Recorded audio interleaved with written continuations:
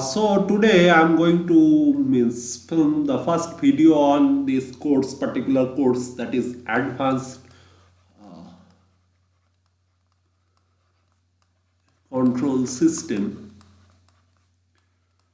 A few people were asking me about syllabus. Frankly speaking, I have not yet worked on it. Whatever will come in my mind and whatever I will find applicable, rather relevant and suitable for your holistic development, I will discuss that topic here in this course.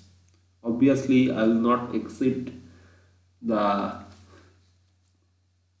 promised lecture hours of 40 hours because people quite often complain that because of my heavy volume of delivery, you find it difficult to deal with that. So I will make sure to cover up the whole thing within 40 hours, and within that I will discuss only the most relevant and important topic, obviously based on my belief and understanding, not based on your belief and understanding.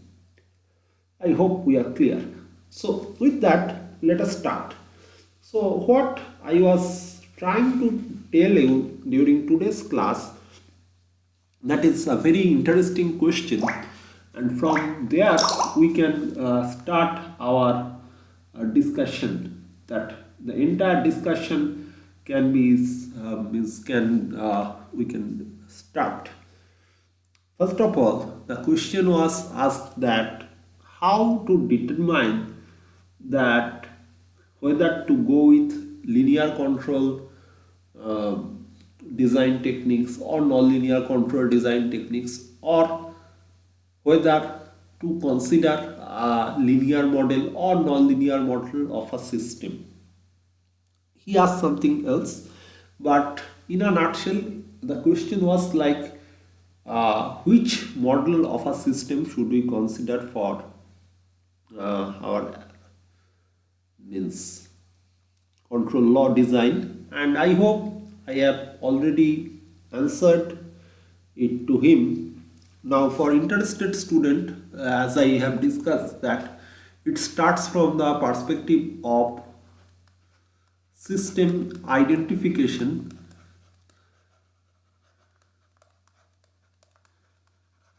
We can have in technical terms, we can have three different types of model. One is white box model,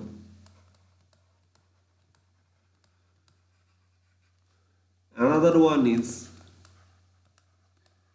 gray box model, and the third one is black box model. What is interesting to note here that in white box model, you know each and every minute details of the model available to you. Suppose even if you have suppose I give you a tungsten filament bulb, and I also specify that the resistance of that very filament varies with a form like R, say RT is equal to R naught, where R naught will be given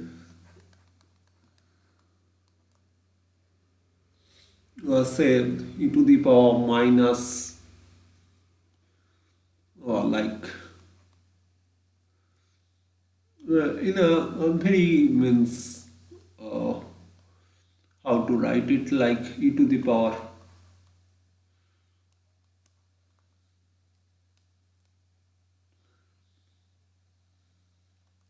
sorry, not e to the power, let us make it like uh,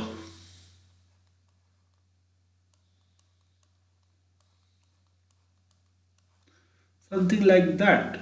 Means with time you will have a very small or rather totally insignificant variation where t will be expressed in second and r naught is in ohm. But still, we are, in case of white box model, we cannot tolerate to drop any detail of our modeling, whether whatever insignificant it may be, we need to consider all of them. But obviously that kind of modeling exercise, like to extract the model from a physical system, is obviously not possible, especially for your practical application, because then you have to wait lifelong before you can actually put your uh, system into action. You have to wait lifelong and carry out infinite number of experiments with your system to figure out what is the exact equation that can describe your system. So white box model is practically almost impossible to realize. What is mostly we do in case of our design and what you have studied, that is gray box model. What is that gray box model? Suppose I give you something like, suppose RLC series circuit is there. You know that is mainly the components present is RLC, means resistor, inductor, capacitor, and within your normal operating range. That is also a very important thing to means understand, that today one student asked something very intelligent question, Mr. Hot Singh, that is beyond my knowledge level, but it was also somewhat insightful in that way, that he asked that if we apply some 1050 hertz 21st order harmonic something, he was saying that I couldn't get it with my limited knowledge. But what is important here, that to make sure every system, suppose if your system nominal frequency of operation is 50 Hz or something, and it operates within a certain band of that, it will never means it is very difficult, or means like it is hard to imagine that your system will get that kind of spurious input, and therefore it is not required to study whether or whatever we have there, means if it is not means within our nominal operation region, rather we can keep all those means hard to model terms, or the terms which are not very common in our means within our nominal region of operation. We can club all of them and keep them as model uncertainty, right? Like those things, we are not ready or not enough courageous to completely ignore, or we are not in denial that they do not exist. We accept, or rather we admit that they do exist, but we are not ready to means toil ourselves to figure out what are means those components, how they vary. Like here, instead of writing this exact equation and like making or conducting say 1000 experiments to figure out this expression, what we can do, we can write that our system is having r naught, the nominal value of r naught, which is written in the level when you bought this resistor, plus some delta r naught in form of uncertainty. How these uncertainty things will vary, that we do not know, but what is we in addition quite often what we impose, that the uncertainty will vary within a bound. Obviously that idea of bound is also based on our nominal, like normal operation, not nominal, our normal operation time, and all this gives us an idea of bound. Like if this is r naught is say 10 ohm, you already read it in your electronics also. Those who have the minimum idea of electronic circuit must have read, sorry, not must have read, must have acquainted with the practice of how, in case of, I hope in your basic electronics laboratory you have studied that means calculating a value of a rheostat from its color band. So they are, the last band is for tolerance band. So this tolerance is like something like bound that you can expect that within our normal operation zone and whatever be the case, even this will be some variation will be there. So obviously, if you means ask me for more detailing, there will be difference between tolerance and this whatever uncertainty bound I am trying to uh, refer here. But obviously, they are more or less same, like you have a nominal model. So in gray box, what you, as you can see that you are having RLC, you can figure out, okay, second order differential equation is sufficient to describe my system dynamics, and I will not investigate or not consider higher order terms, like a part of which is white and part of which is black. And what is black box model, where you do not have any idea what is there inside. If you only know that if you give an impulse signal to that black box, then it may execute, or sorry, may give you some kind of signal like this. Say you give an impulse here,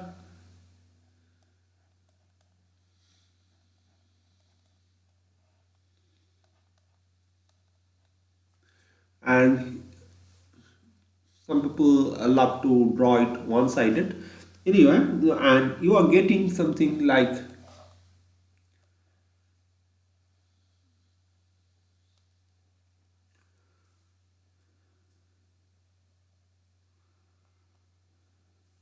a damped sinusoid in its response. So this is what in black box, like you have no idea what is there. You can only get some input and output, and based on that you try to figure out a function that can means approximate, or that can successfully represent uh, or means that can map all the inputs to the output. You do not want to know that what is there inside this box. It may be an RLC, maybe something else. You are not interested. You are only interested with the equation that describe your system.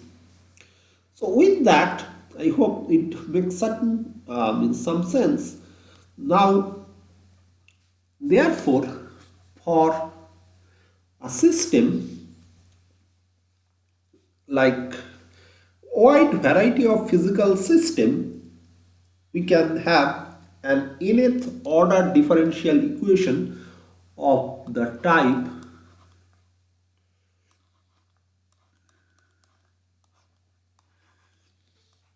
Please note that here I am not writing the states, rather I am only writing a relation between our input and output. This represents the time differentiation of our output.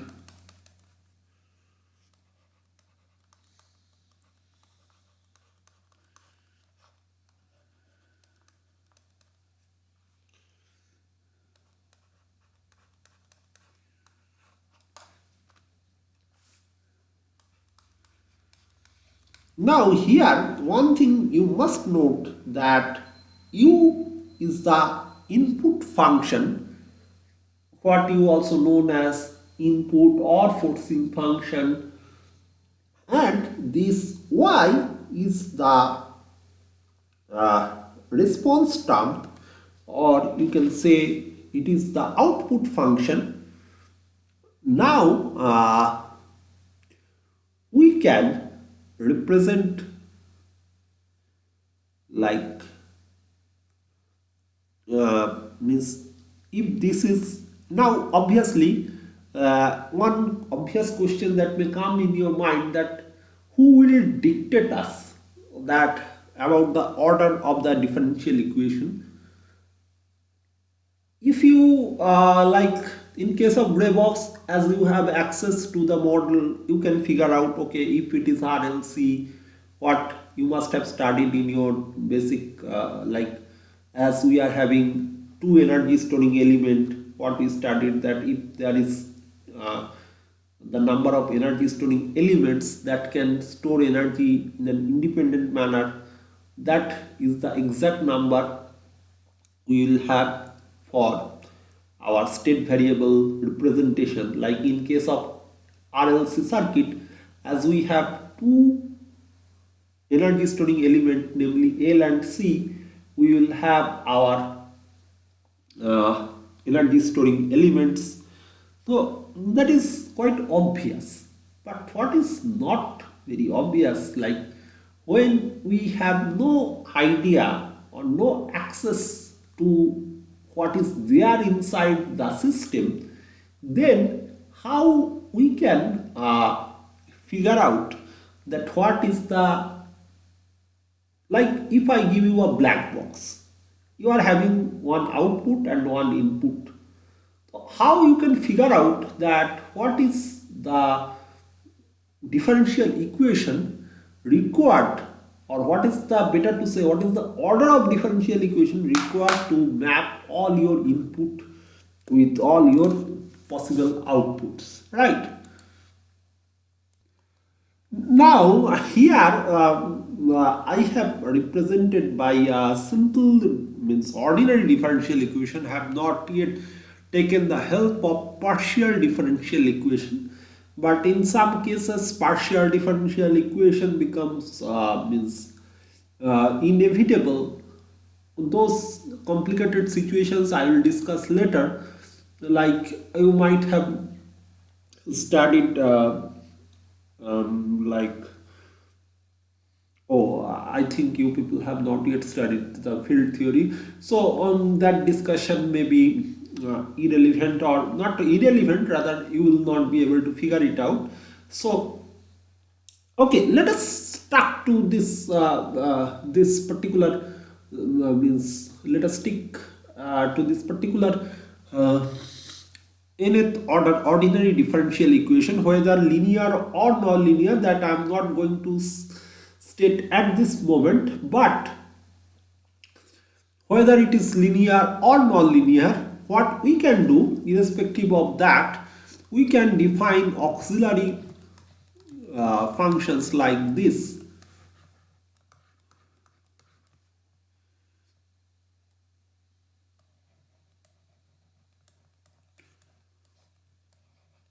I know you must have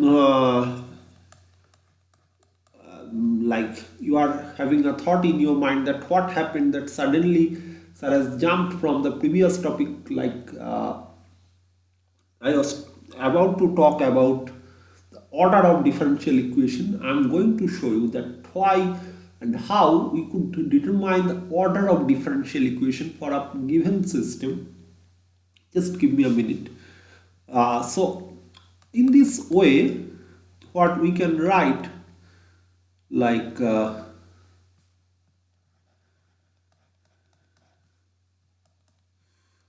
and similarly at the end we can have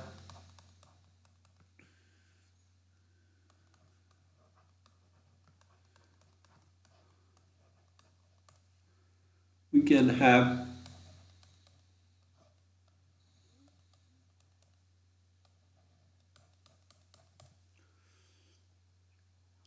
so therefore from a nth order single equation, now we are having n number of first order equation, and this further can be written like x1 dot is equal to x2, x2 dot is equal to x3, and accordingly xn dot, that is this one, is equal to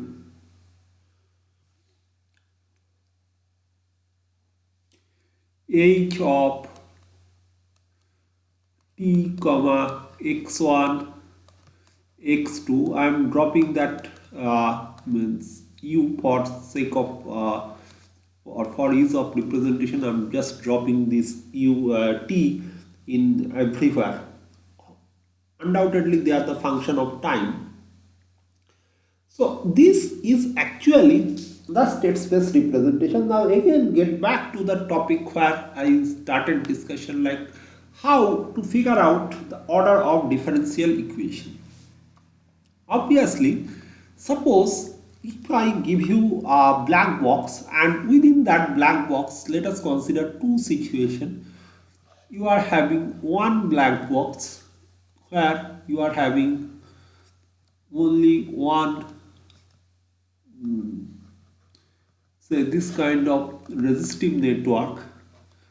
You are going to measure output across this, and you are having another one.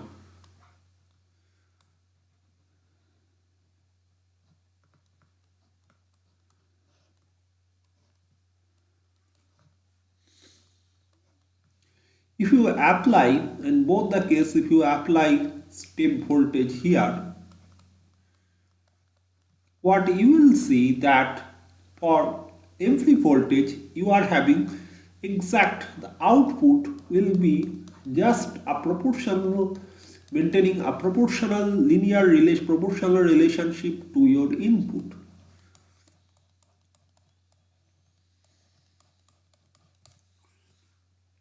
However, here what you will see that the voltage that you are going to get across this, if you take a linear means capacitor, then initially relaxed capacitor, you should get something like,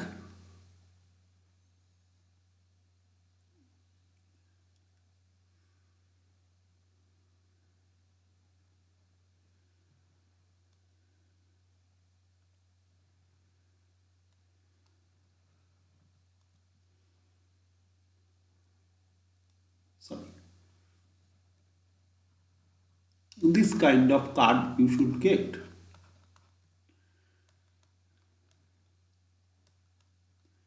If this is your Y, although we do not know what is there inside, this is completely, we have taken two black box. It is totally enclosed in an chamber that is made up of opaque materials, and we cannot see anything what is there inside. So however, it is clear that here the output always maintain a proportional relationship with the input, while here we can see the output is maintaining, or if we want the, like, we want, this is also an interesting term is there, that is known as relative degree. This is a very interesting term. It is the number of differentiation of your output you need to uh, take, or you need to consider, such that your output and input you can find an explicit relationship. What I am talking about, if you consider this yt, this is what generally what you will get here. Based on our experience, what we can see that Vc will be V,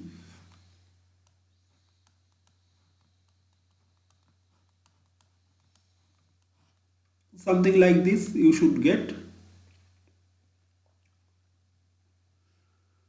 Now, sorry, it may be this.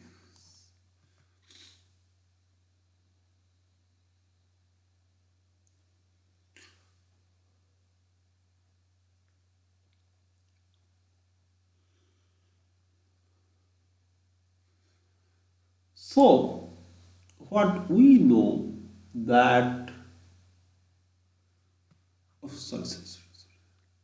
is like is fine. Now this one is fine. Yeah. And now uh, what you can see here that this is an expression. Now you can say that what is your output? Output is this. Your input is this. Although you can see here one V is there, but it means how to means how to express them so that you get explicit dependence of your input, sorry, output on your input. Like here, if you do not even know that this is actually having this form, it will become a bit difficult for you to understand that what is going on here.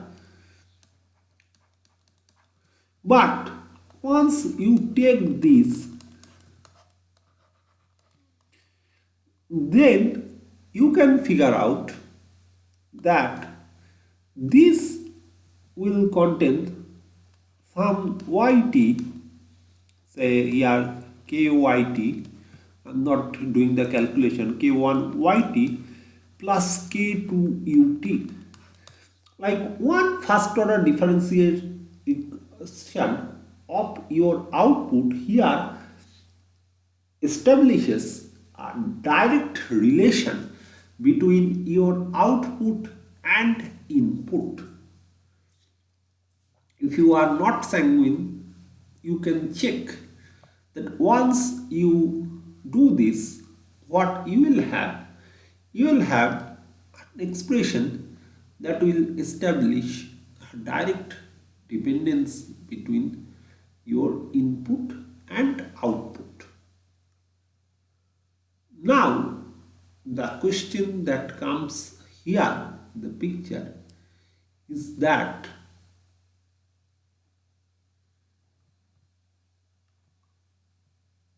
how uh, how to determine the order of the model. So here the order of the model is very simple thing. The number of differentiation you need to establish an explicit relation between your input and output that governs the order of your mathematical model, and that is what is known as the like your order of the system.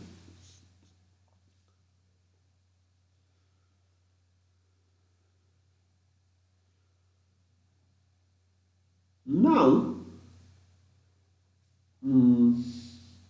what we can see that is very important here. Well,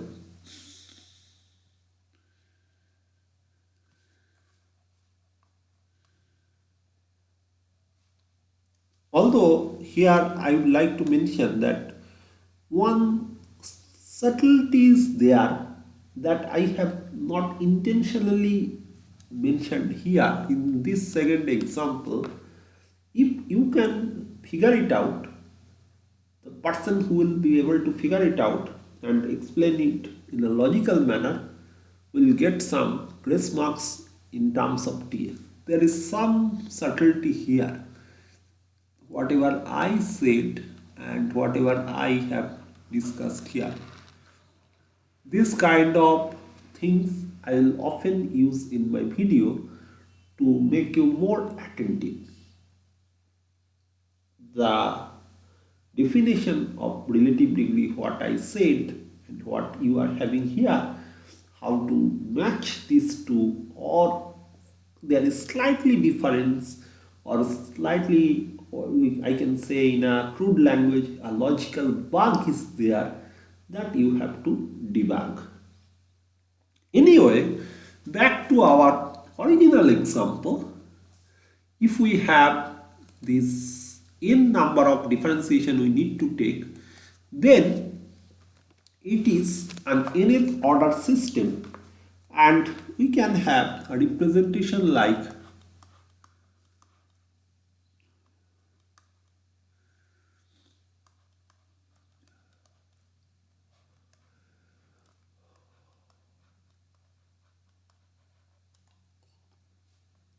sorry, means that this is n.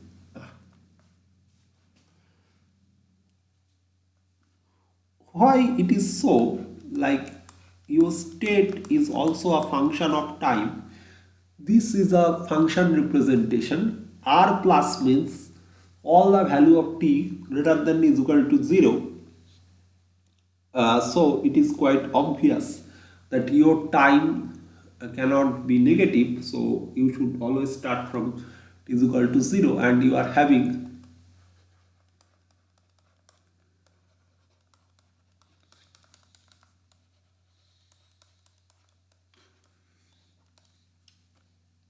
right. And in addition, what you will have here, we can write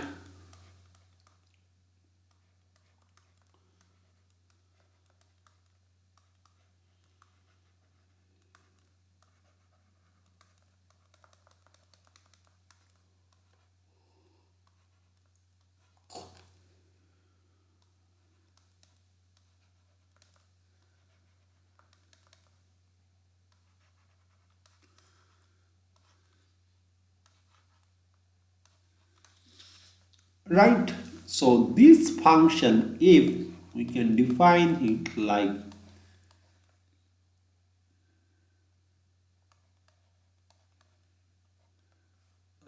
this actually, we should write it in this way.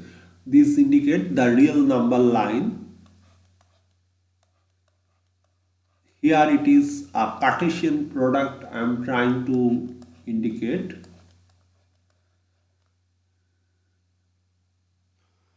If we have p number of input, although here only one input is there, so it is r.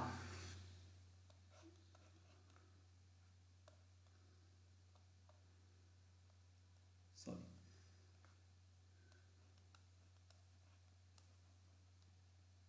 This is the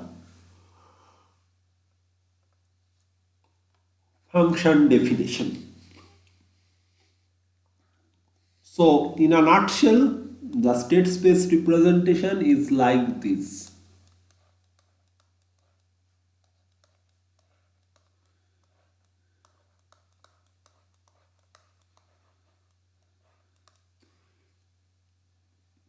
Okay.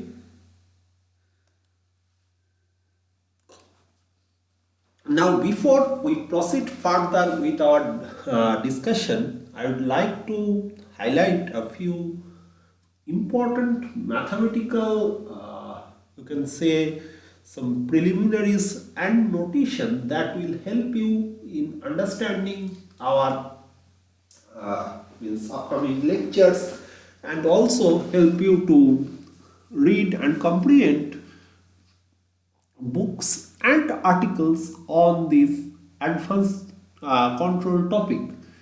Please consider this subject that the name itself implies it is an advanced control system, and this must be means if I am supposed to be honest to my, or means maintain a certain level of ethical integrity to my profession, then you also need to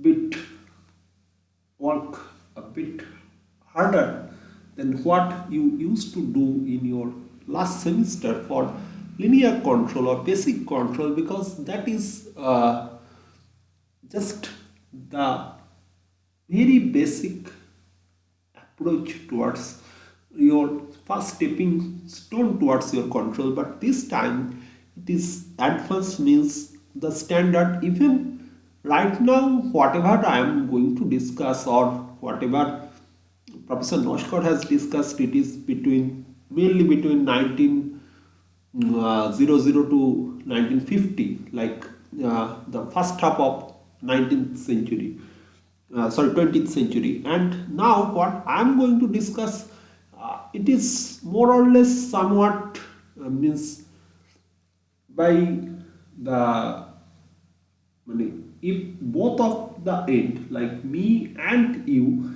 even if we put all of our mind, all of our efforts, still will be able to cover up at max 1990 the development which took place till 1990. That means you can understand that even the name of the subject is advanced control engineering will be 30 years back, even after putting all our efforts, toiling a lot. And if we do not put much effort, then we can manage at max 1960 or hardly 65. So we have to do things so that we can gain certain insight of this subject.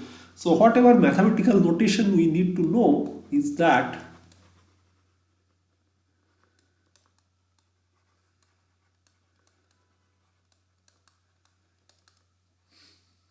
like, let V and W be two sets, then I hope you know this notation: V union W,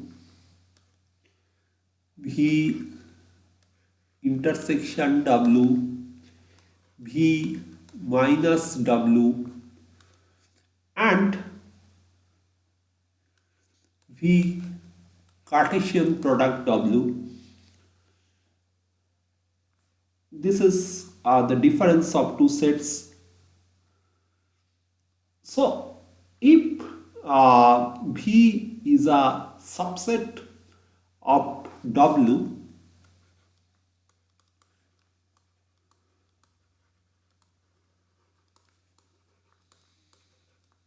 we write V is contained in W, or W contains V.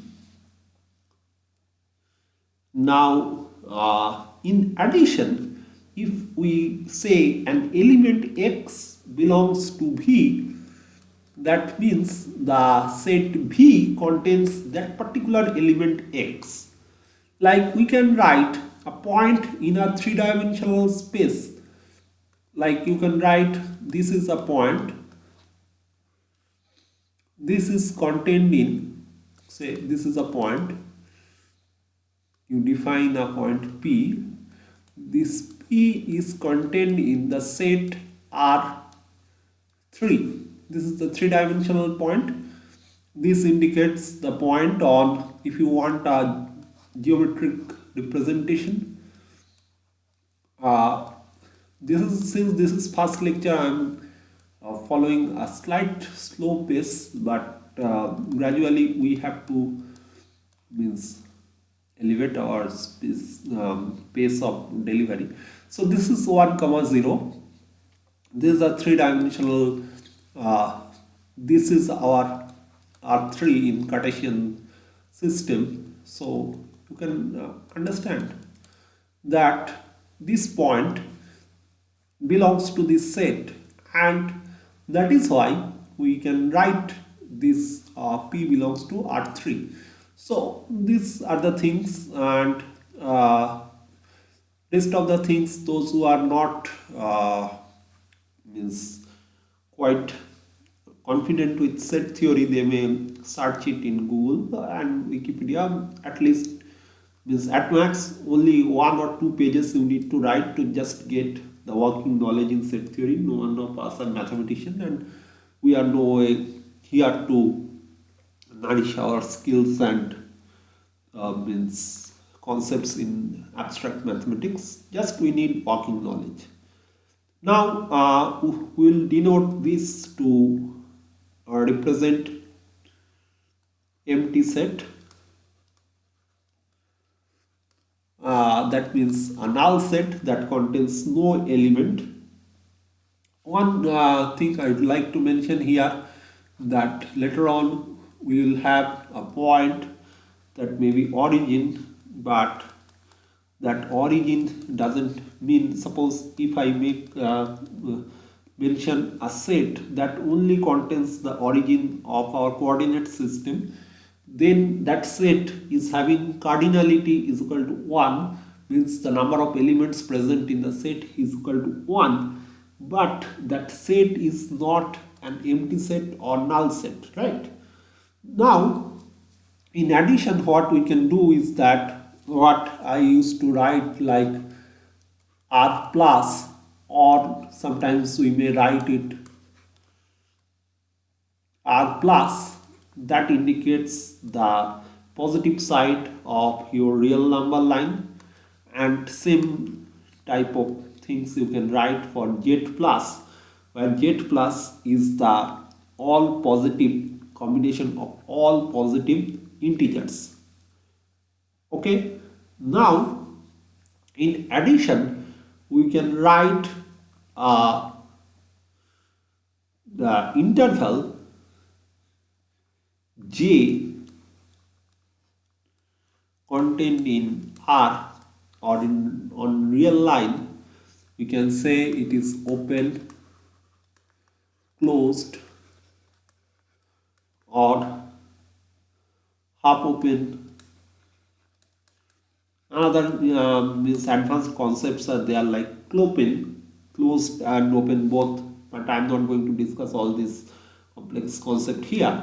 Now suppose for a comma b belongs to R such that a less than is equal to b,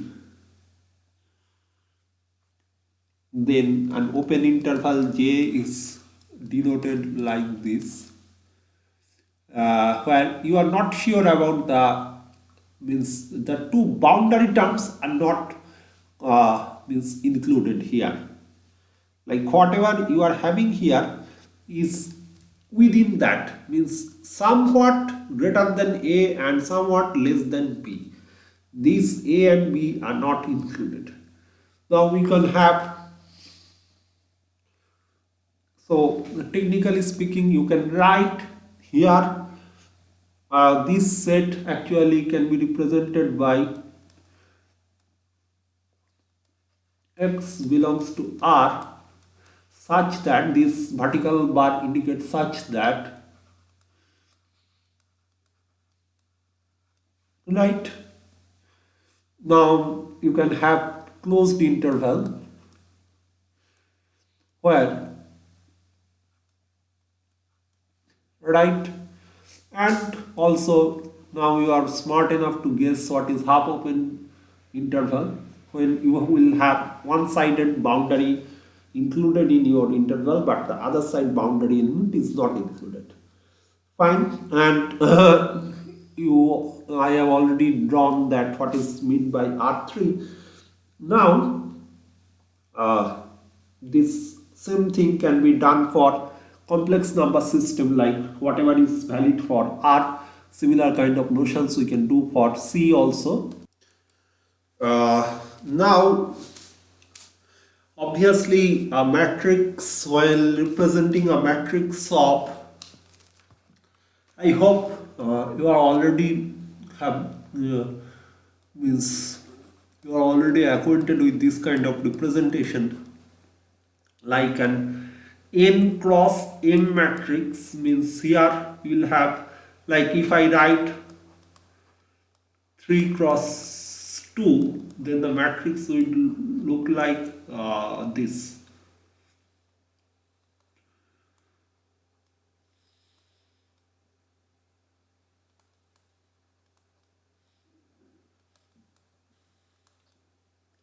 Correct? Now we will consider a function.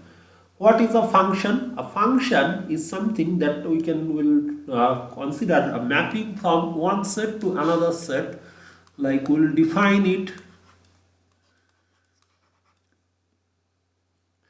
and this uh, like a set V into a set W, and sometimes we denote it like df, that is domain of the function, and rf, that is range of the function. So if you take sine from 0 to 180 degree, then obviously what you will have, that sine 0 to 180 degree or sine 0 to 360 degree, you will get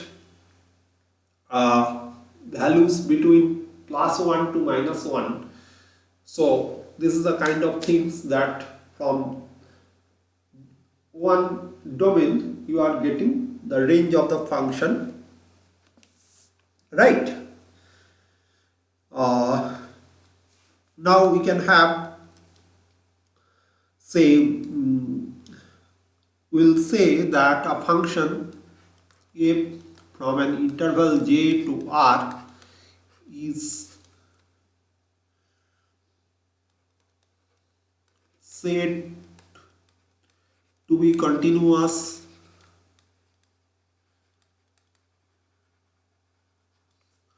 at a point uh, say t naught belongs to j if limit t tends to t naught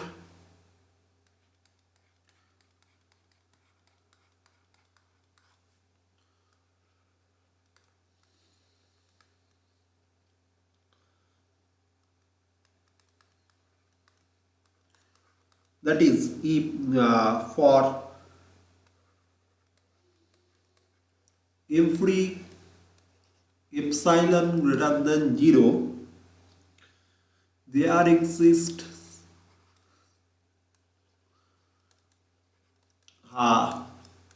delta greater than 0 such that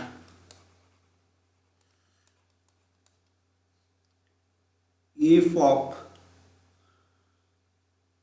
t minus f of t naught belongs less than epsilon implies t minus t naught less than delta. So this is the definition of continuity. This set the function is continuous, and this delta depends on your epsilon as well as t naught.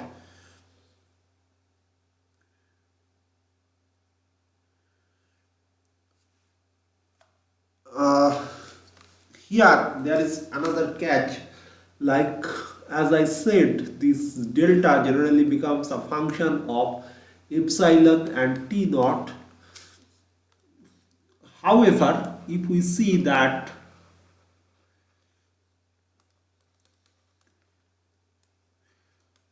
observe that delta is a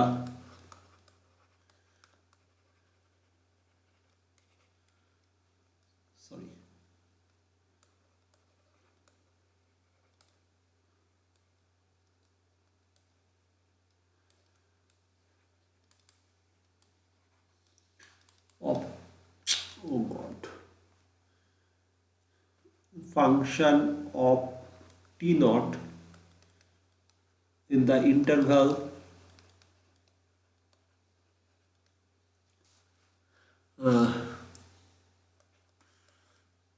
t naught for all t naught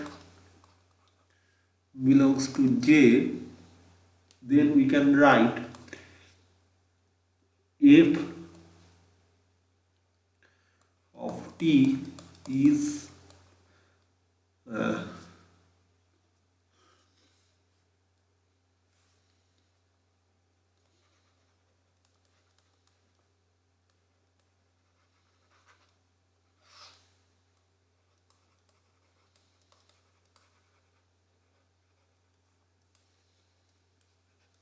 uniformly continuous on J.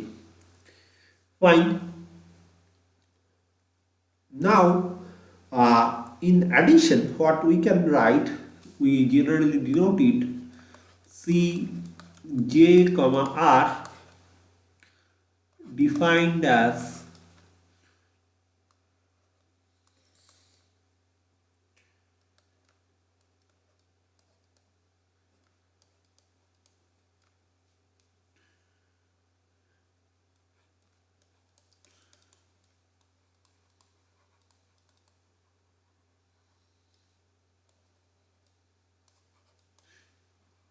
so this C J comma R is the collection of all continuous function that is only continuous in that interval J. Now we can have a function like uh, means where we can have an open interval and a function ck j comma r that we defined like, please make your understanding very clear in this regard, because we will be using this in the several times.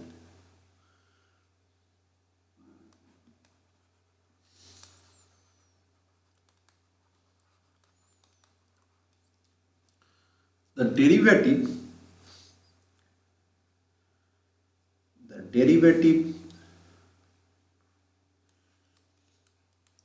f of j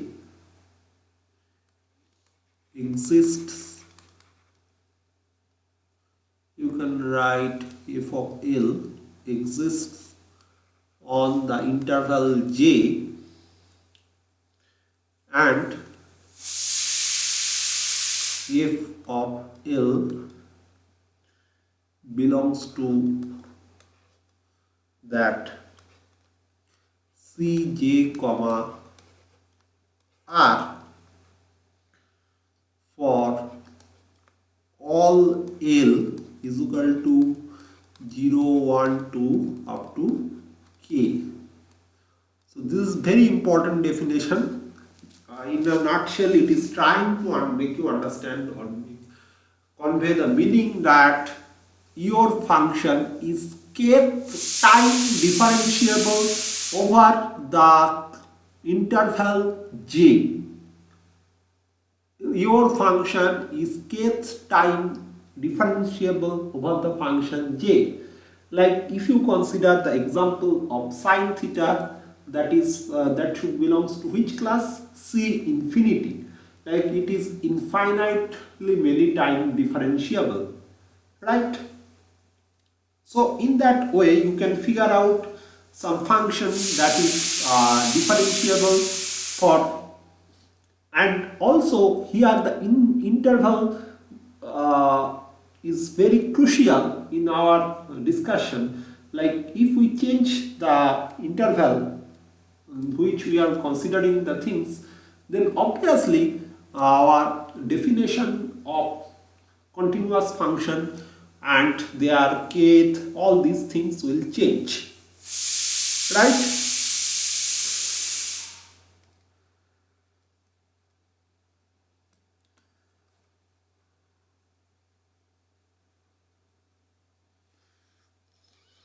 Now in addition,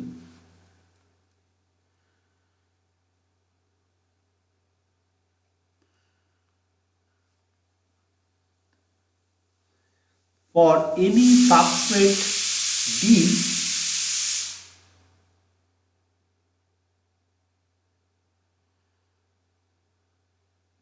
for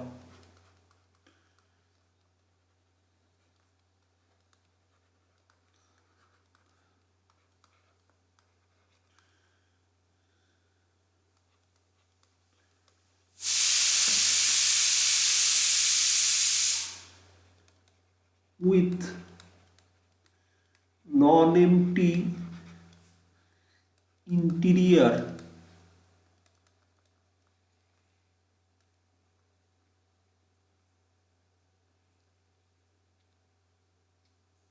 here A belongs to C D comma R. This indicates, like previously it was on interval on a single line, and now we are trying to extend this notion from line to an n-dimensional space, because eventually you have to deal with a higher order system with higher dimension of variables. So you cannot expect always that it will be like this only, right? So in that case, what you will have a function that is at every point f belongs to C D comma R. It indicates that at every point x naught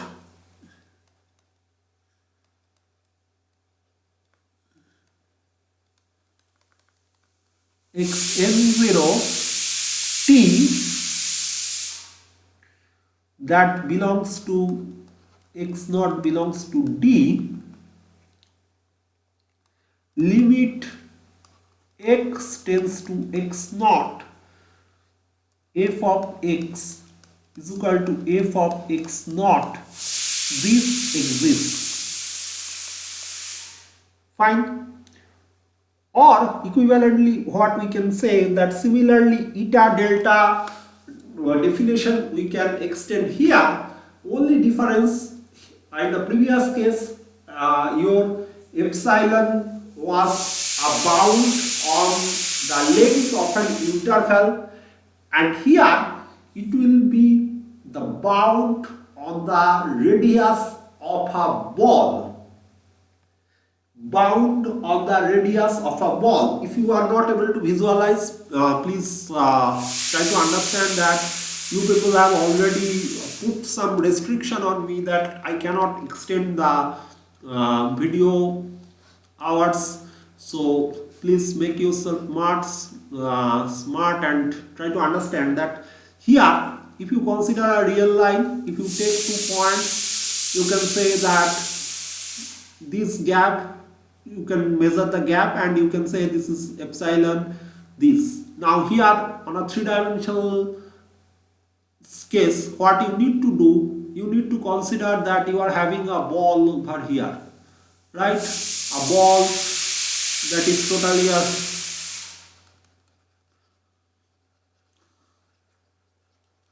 where the radius of that ball is bounded by epsilon. So what is a simple length for your single dimension, one-dimensional interval? Now in case of a 3 or n-dimensional space, it will become an n-dimensional ball. For a 2-dimensional case, it will become a sphere. And if it is ck, your function is k class function, then we define it. It is very important that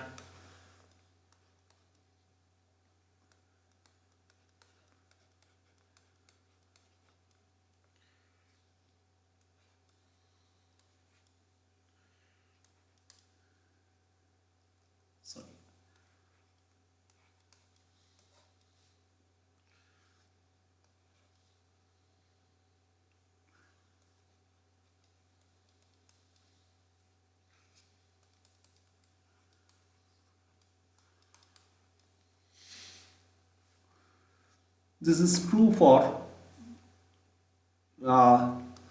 all C D comma R, where your I1 plus I2 plus IN is equal to your L, right? So basically it is very simple thing. It is trying to tell you, like you can have del 3, that is like del x or x1 to del x3 1, and you may not have any differentiation with respect to del x2. That is the case.